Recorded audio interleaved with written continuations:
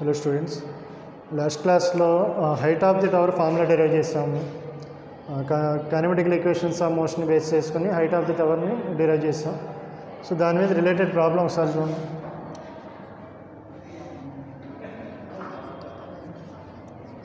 An object is thrown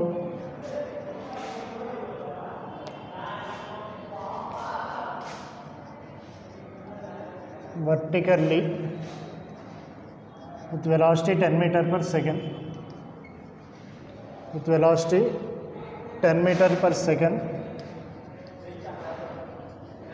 from a tower of height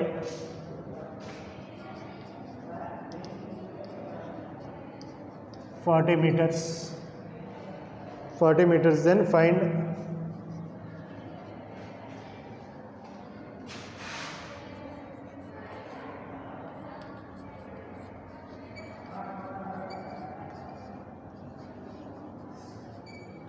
time taken to reach the ground. Height of the tower formula ఏంటో H అనేది height of the tower. So ఇక్కడ నుంచి ఒక ఆబ్జెక్ట్ని వర్టికల్గా U అనే వెలాసిటీతో త్రో చేస్తే, సపోజ్ అది ఫాలో అవడానికి పట్టిన టైం టీ అనుకుంటే, హైట్ ఆఫ్ ది ఫార్ములా టవర్కి formula H equal to half G T square minus U T. H equal to half G T square minus U T. ఇక్కడ జీ వాల్యూ 10 అని తీసుకోండి. G equal to 10 metre per second square. G equal to 10 metre per second square. చూడండి, H equal to ఎంత? H equal to height of the tower equal to some 40 meters, velocity 10 meter per second, velocity 10 meter per second, g value 10. So ఇందులో substitute చేస్తే h equal to 40 that equal to 1/2 into 10 into T square minus U 10 into T. 10 వస్తుంది. 40 equal to 5t square minus 10t. 5t square minus 10t. So దీన్ని ఇట్లా రాసుకోవచ్చు కదా, 5t square minus 10t minus 40 equal to 0. So దీన్ని 5 cancel చేస్తే ఇందులో ఈక్వేషన్లో T square minus 2t minus 8 is equal to 0. Tea square minus 2t minus 8 equal to 0. చూడండి, quadratic equation. Quadratic equation యొక్క రూట్స్కి formula minus B plus or minus square root of B square minus 4ac by 2a. ఇట్లా చేయొచ్చు, లేదా roots కనుక్కోవచ్చు కదా, లేదా ఈ ఫార్ములాను అప్లై చేసి క్యాలిక్యులేట్ చేయొచ్చు. సో టీ ఈక్వల్ టు ఎంత అవుతుందమ్మా? మైనస్ బి అంటే బి ప్లేస్లో ఏముంది? మైనస్ 2 ఉంది. So minus of minus 2 plus or minus B square minus 2 square minus 4 into A అంటే 1, C value minus 8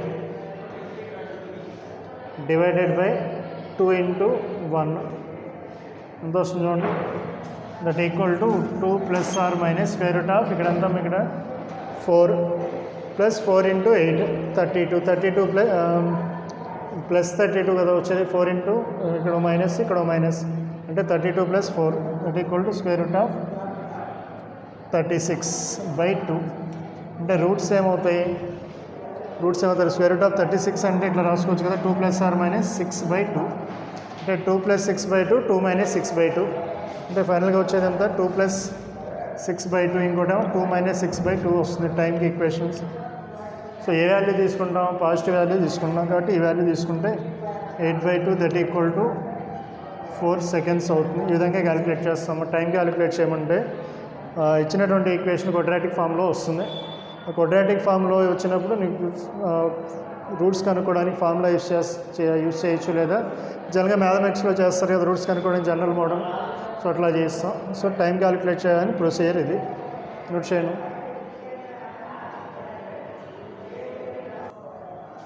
next application చూడండి.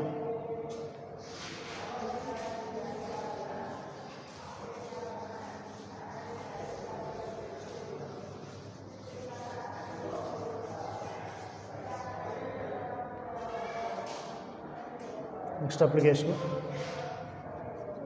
let a particle moving with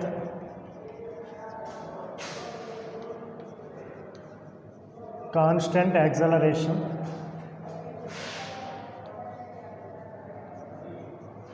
constant acceleration along a straight line.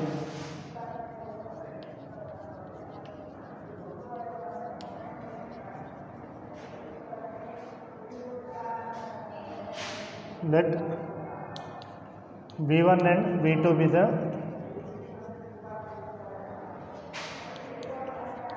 velocities at A and B. v1 and v2 be the velocities at A and B. Then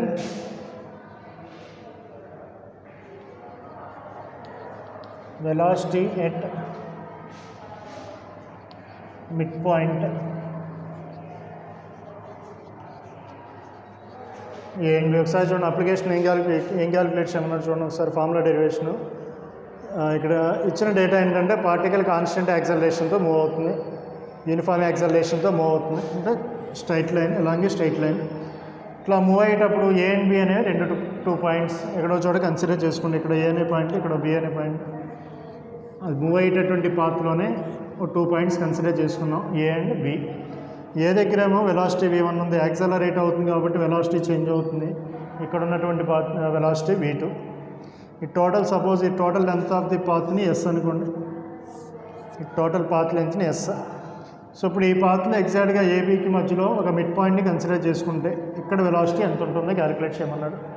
కింద ఎగ్జాక్ట్గా mid point అంటే ఈ distance ఎంత అవుతుందన్న total yes కాబట్టి s/2 and ఇది s/2. So ఈ C point అనుకుంటే ఇక్కడ వెలాసిటీ సి ఎంత అవుతుంది, క్యాలిక్యులేట్ చేయమన్నాడు. ఎగ్జాక్ట్గా మిడ్ పాయింట్ దగ్గర వెలాసిటీ ఎంత ఉంటుంది చూడండి. ఇక్కడ కూడా కైనమెటికల్ ఈక్వేషన్స్ ఆఫ్ మోషన్ యూస్ చేసి వెలాసిటీని క్యాలిక్యులేట్ చేస్తాం. చూడండి ఏ నుంచి సపోజ్ ఇక్కడ నుంచి ఇక్కడ తీసుకోండి, ఈ లెంత్ తీసుకోండి ఏ నుంచి సికి. ఏ దగ్గర వెలాసిటీ ఇనీషియల్ వెలాసిటీ అవుతుంది, సి దగ్గర ఉన్నటువంటి వెలాసిటీ ఫైనల్ వెలాసిటీ అవుతుంది. అంటే ఇది కన్సిడర్ చేసుకుంటే ఏసీ అనే పాత్ కన్సిడర్ చేసుకుంటే ఇనీషియల్ వెలాసిటీ ఏమో v1 అవుతుంది, ఫైనల్ వెలాసిటీ vc అవుతుంది. తర్వాత displacement s = s/2, acceleration constant A అని తీసుకోండి. So v² - u² 2as substitute చేస్తే v² - u² 2as.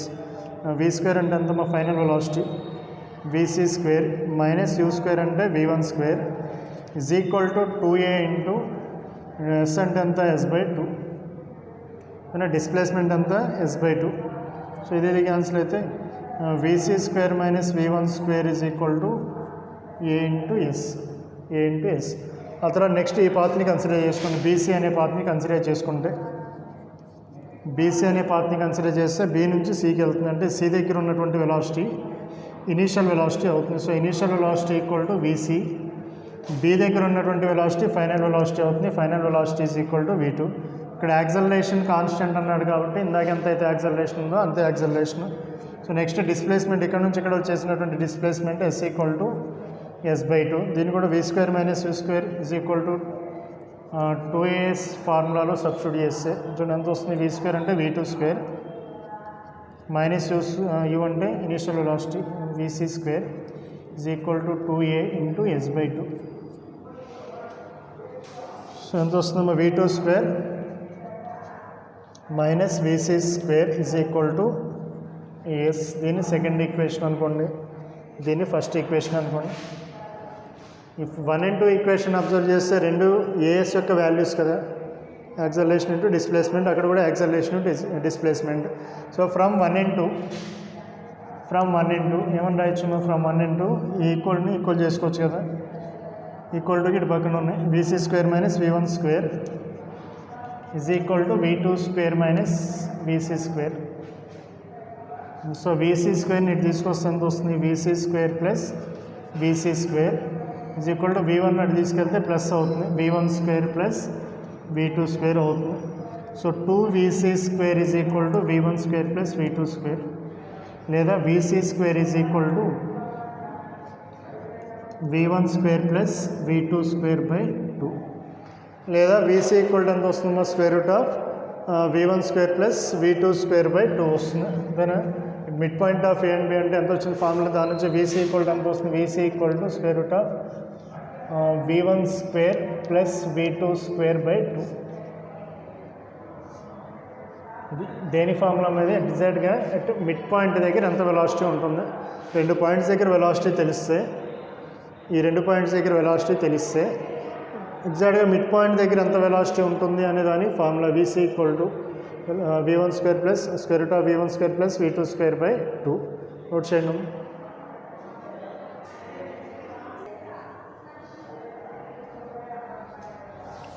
So next application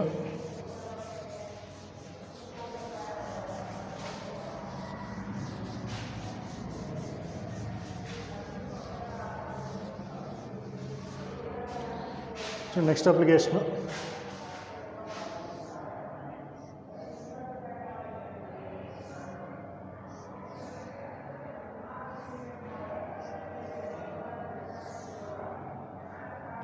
equal హైట్లో ఉన్నటువంటి 3 టవర్స్, 3 టవర్స్ యొక్క height H, same height. So ఇక్కడ నుంచి ఏం చేసామంటే ఇక్కడ ఫస్ట్ బాడీని వర్టికల్గా పైకి త్రో చేస్తాం. సో ఎట్లా ఫాలో అవుతుంది, ఇట్లా ఈ పాత్లో ఫాలో అవుతుంది, ఈ పాత్ని ఫాలో అయ్యి గ్రౌండ్కి రీచ్ అవుతుంది. ఇనీషియల్ వెలాసిటీతో అపోజిట్ డైరెక్షన్లో త్రో చేస్తాం. సో పైకి వెళ్ళి మళ్ళీ కింద పడుతుంది. సో ఆ గ్రౌండ్కి రీచ్ అవ్వడానికి పట్టిన టైంని t1 అనుకోండి. కింద వర్టికల్లీ అపోజిట్ డైరెక్షన్ మూవ్ అయ్యి మళ్ళీ గ్రౌండ్కి రీచ్ అవ్వడానికి పట్టిన టైం t1. తర్వాత నెక్స్ట్ సెకండ్ టవర్ నుంచి సెకండ్ బాడీని ఇనీషియల్ వెలాసిటీ యూతో కిందకి త్రో చేస్తాం. ఇట్లా డౌన్వర్డ్ డైరెక్షన్లో త్రో చేస్తాం. ఎంత వెలాసిటీతో u అనే వెలాసిటీతో త్రో చేస్తాం. అది కూడా ఏమవుతుంది, గ్రౌండ్ మీద ఫాలో అవుతుంది. సో గ్రౌండ్ మీద ఫాలో అవడానికి పట్టిన టైం t2 సెకండ్స్. ఆ తర్వాత నెక్స్ట్ మూడో బాడీని ఈ థర్డ్ టవర్ నుంచి డ్రాప్ చేస్తాం. డ్రాప్ చేయడం అంటే ఇనీషియల్ వెలాసిటీ ఎంత ఉంటుందమ్మా, 0. ఇక్కడేమో త్రో చేస్తాం, కొంత వెలాసిటీతో త్రో చేస్తాం. ఇనీషియల్ వెలాసిటీ ఇచ్చాం దీనికి u = u. అదే ఇక్కడ వెలాసిటీ ఏమి ఇవ్వాలి, డ్రాప్ చేస్తాం. Initial velocity = 0. పట్టిన టైం, గ్రౌండ్కి రీచ్ అవ్వడానికి పట్టిన టైం t3. ఈ మూడిట్లో ఏది తొందరగా గ్రౌండ్కి రీచ్ అవుతుంది, గ్రౌండ్కి తొందరగా రీచ్ అయ్యేది ఏ బాడీ అవుతుంది. చూడండి ఏ బాడీ అవుతుంది, 3 కేసెస్ మనం కన్సిడర్ చేసుకుంటే 3 కేసెస్లో ఏ కేసులో బాడీ తక్కువ టైంలో గ్రౌండ్కి రీచ్ అవుతుంది. ఏది రీచ్ అవుతుందో ఇదే కదా రీచ్ అయ్యేది, సెకండ్ బాడీ కదా. కొంత వెలాసిటీతో త్రో చేస్తాం, కొంత వెలాసిటీతో త్రో చేసాం కాబట్టి తొందరగా రీచ్ అవుతుంది. ఇదేం పైకి వెళ్ళి కిందకు వస్తుంది, టైం పడుతుంది, కొంత ఎక్స్ట్రా టైం పడుతుంది. ఇది కూడా కొంత టైం తీసుకుంటుంది, అక్కడ డ్రాప్ చేస్తున్నాం కాబట్టి కొంత టైం తీసుకుంటుంది. అంటే ఫస్ట్ ఫాలో అయ్యేదండి ఈ బాడీ కింద ఫాలో అవుతుంది ఫస్ట్. ఈ రెండు కేసెస్లో అబ్జర్వ్ చేస్తే, ఈ రెండు కేసెస్ని అబ్జర్వ్ చేస్తే ఏది తక్కువ టైం తీసుకుంటుంది, ఇది తక్కువ టైం తీసుకుంటుంది. ఎందుకంటే ఇది పైకి వెళ్తుంది కదా, పైకి వెళ్ళిన తర్వాత వెలాసిటీ ఎంత అవుతుంది, 0 అవుతుంది.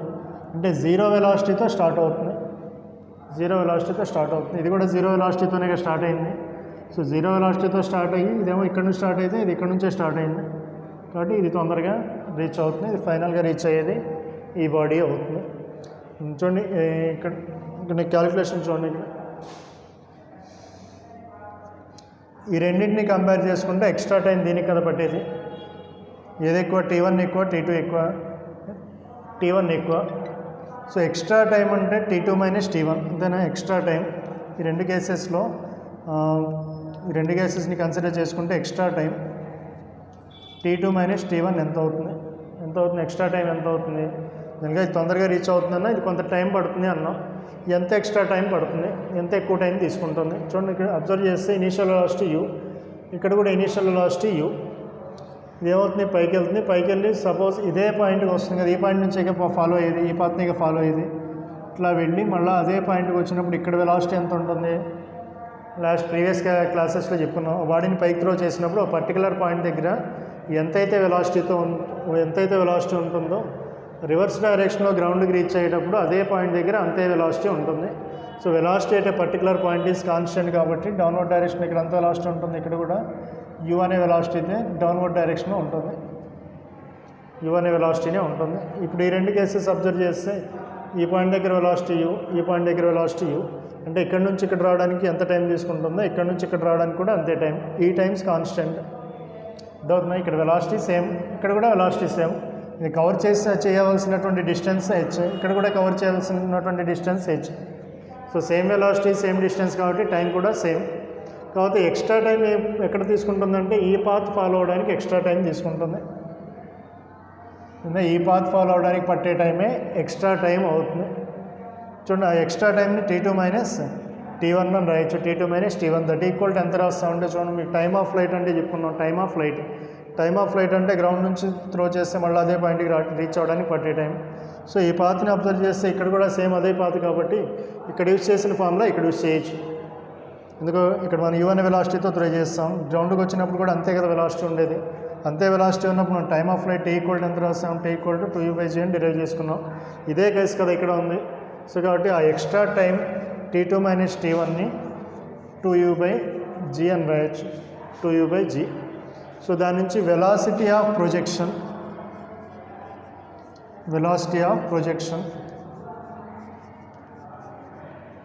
u ఈక్వల్ టు, ఈ ఫార్ములా నుంచి u ఈక్వల్ టు ఎంత అవుతుందో g ఇటు వస్తే g into T2 - T1 g into T2 - T1 by 2 అవుతుందేనా. g into T2 - T1 by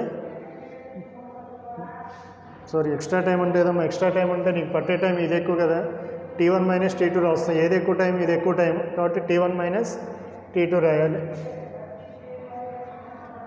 ఎక్కువ టైం ఏదో అవుతుంది ఫస్ట్ కేసులో ఎక్కువ టైం అవుతుంది కాబట్టి T1 - T2 equal to 2u/g. దాని నుంచి u equal to g into T1 - T2 by 2. అందులో రెండింటిలో ఏది ఎక్కువ, T1 ఎక్కువ కాబట్టి T1 - T2 రాస్తాం, T1 - T2. So velocity of projection ఎంత వచ్చింది, u equal to g into T1 - T2 by 2. అందులో next height of the tower హెచ్ని కనుక్కోండి. మనం హైట్ ఆఫ్ ది టవర్కి ఫార్ములా అంటే h ఈక్వల్ టు అంటే height of the tower, we know that height of the tower h equal to half gt square minus ut. ఈ formula మనకు తెలిసిందే. So ఇదే పాత్ కదా, హైట్ ఆఫ్ ది టవర్లో మనం ఈ పాత్ గురించి కన్సిడర్ చేసుకుంది కాబట్టి ఇక్కడ టైంని ఎంత తీసుకున్నాం, T1 అని తీసుకున్నాం. వెలాసిటీ ఆఫ్ ప్రొజెక్షన్ ఎంత వచ్చింది నీకు, g into T1 - T2 by 2 వచ్చింది. సో ఆ రెండు వాల్యూస్ని ఇందులో సబ్స్టిట్యూట్ చేస్తే చూడండి ఎంత వస్తుంది. Height of the tower is equal to height of the tower h equal to 1/2 g into టైంని ఏమని తీసుకున్నాము, T1 స్క్వేర్ అని తీసుకున్నాం, half GT1 square minus u into T1 where u is equal to g into T1 - T2 by 2 కదా. ఆ వాల్యూని ఇందులో substitute చేయండి. 1/2 g into T1 square minus u అంటే g into T1 - T2 by 2 into T1. దీన్ని solve చేస్తే ఎంత వస్తుంది చూడండి, 1/2 into g into T1 square GT1 into T1 ఇంత GT 1/2 ఇంటూ GT1 స్క్వేర్. ఆ తర్వాత మైనస్ g - T1 T2 అంటే ఎంత వస్తుందో plus g into T1 T2 by 2 వస్తుంది. దాని వచ్చేది దాని జీని T2తో మల్టిప్లై చేయాలి, T1 T2 by 2 h equal to సేవింగ్ క్యాన్సిల్ అవుతాయి, ఇవి క్యాన్సిల్ అవుతాయి. So h equal to half g into T1 T2 అవుతుంది. ఇది హైట్కి formula in terms of T1 T2లో, height formula in terms of T1 T2లో. అందులో ఫైనల్ కేసుకి రండి, T3 ఫ్రీలీ ఫాలింగ్ బాడీ ఎంత హైట్ కవర్ చేస్తున్నాము, h అనే హైట్ని కవర్ చేస్తుంది కాబట్టి T3 ఈక్వల్ టు ఎంత రాస్తాం, T3 ఈక్వల్ టు 2h/g. ఈ ఫార్ములా కూడా డిరైవ్ చేస్తాం ప్రీవియస్ క్లాస్లో. ఫ్రీలీ ఫాలింగ్ బాడీ h అనే హైట్ని కవర్ చేయడానికి పట్టే time T3 equal to 2h/g. So ఇదే ఈక్వేషన్ నుంచి మనం T1 T2 అంటే ఏం రాయొచ్చు, T1 T2 equal to 2h/g రాయొచ్చు. సరే, T1 T2 equal to 2h/g. So దీన్ని స్క్వేర్ చేస్తామనుకో T3 square is equal to 2h/gనేగా వచ్చేది, 2h/g. ఇప్పుడు ఈ రెండు ఈక్వేషన్స్ని అబ్జర్వ్ చేస్తే 2h/g equal to T1 T2, 2h/g equal to T3 square. కాబట్టి T3 square is equal to T1 T2 అని రాయొచ్చు, లేదా T3 is equal to square root of T1 T2. In terms of T1 T2లో రాస్తున్నాం అన్ని ఫార్ములాస్ని. Velocity of projection in terms of టైంలో రాస్తాం. నెక్స్ట్ హైట్ ఆఫ్ ది టవర్ని ఇన్ టర్మ్స్ ఆఫ్ T1 T2లో రాస్తాం. ఆ తర్వాత T3కి T1కి T2కి రిలేషన్, T3కిను T1కి T2కి relation. T3 equal to square root of T1 T2, T3 equal to square root of T1 T2. ఇక్కడ నోట్ చేసుకోండి. ప్రీవియస్ చెప్పిన కాన్సెప్ట్ ఒకసారి చూడము, నెక్స్ట్ క్లాసెస్లో ప్రాబ్లమ్స్ చెప్తాను.